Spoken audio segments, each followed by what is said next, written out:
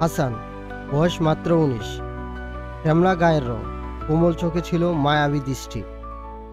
কিন্তু শৈশবের একটি দুর্ঘটনায় তার ২ পাকে অসাড় করে দিয়েছিল।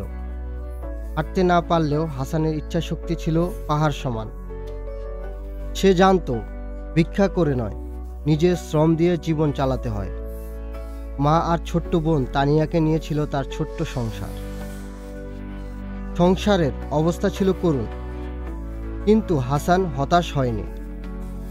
অনেক কষ্টে কিছু টাকা জোগাড় করে সে একটি ভ্যান কিনল। হাতের শক্তি আর ইচ্ছাশক্তির জোরে সে দিনভর শহরের অলিগলি ঘুরে মালপত্র পৌঁছে দিত। অল্প আয় হলেও এতে ছিল তার সম্মান, ছিল আত্মমর্যাদা। প্রতিদিন সন্ধ্যায় বাড়ি ফিরে মার হাসি আর বোনের চঞ্চল কথা হাসানের ক্লান্তি দূর করে দিত। একদিন সন্ধ্যার পর দিনের শেষ ডেলিভারি দিয়ে সে বাড়ির পথে ফিরল। আকাশে তখন সূর্য ডুবে গেছে, চারিদিকে হালকা অন্ধকার নেমে এসেছে। কিন্তু সেই শান্ত সন্ধ্যায় হয়ে উঠল হাসানের জীবনের শেষ যাত্রা। হঠাৎ রাস্তার পাশে ঝোপ থেকে মুখোশধারী ডাকাত বেরিয়ে এলো। তারা ভ্যান থামিয়ে হাসানকে টেনে নামালো।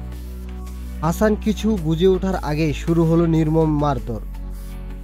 ভ্যানটা দিয়ে দে, না হলে শেষ করে দিব।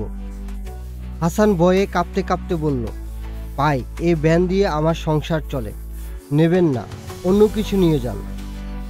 কিন্তু দয়া হলো না।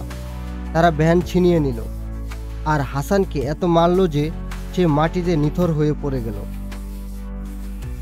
ডাকাতরা ভ্যান নিয়ে অন্ধকারে মিলিয়ে গেল, রেখে গেল এক অসহায় যুবককে জীবন মৃত্যুর সীমানায়। রাত গভীর হলে গ্রামের এক পথচারী হাসানকে রক্তাক্ত অবস্থায় দেখতে পায়। দ্রুত গ্রামবাসীরা তাকে হাসপাতালে নিয়ে গেল, কিন্তু ততক্ষণে দেরি হয়ে গিয়েছে। শেষ নিঃশ্বাস নেওয়ার আগে হাসান মায়ের হাত শক্ত করে ধরে বলেছিল, মা, আমি হারিনি, শুধু সময় শেষ হয়ে গিয়েছে, তানিয়াকে পড়াশোনা করিও।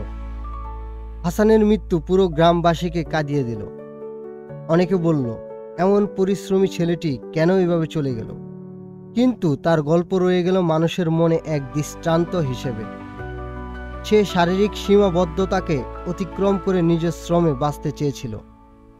যে জীবনে ভিক্ষার চেয়ে কামের মূল্য দিয়েছিল, সেই হারিয়ে গেল কিছু নৃশংস মানুষের হাতে। জীবনে যতই প্রতিকূলতা আসুক, নিজের সম্মান ও পরিশ্রমের মূল্য ভুলে গেলে চলবে না। আর সমাজের উচিত এমন সৎ সংগ্রামী মানুষের সুরক্ষা ও সম্মান দেওয়া, কারণ তারাই প্রকৃত প্রেরণা।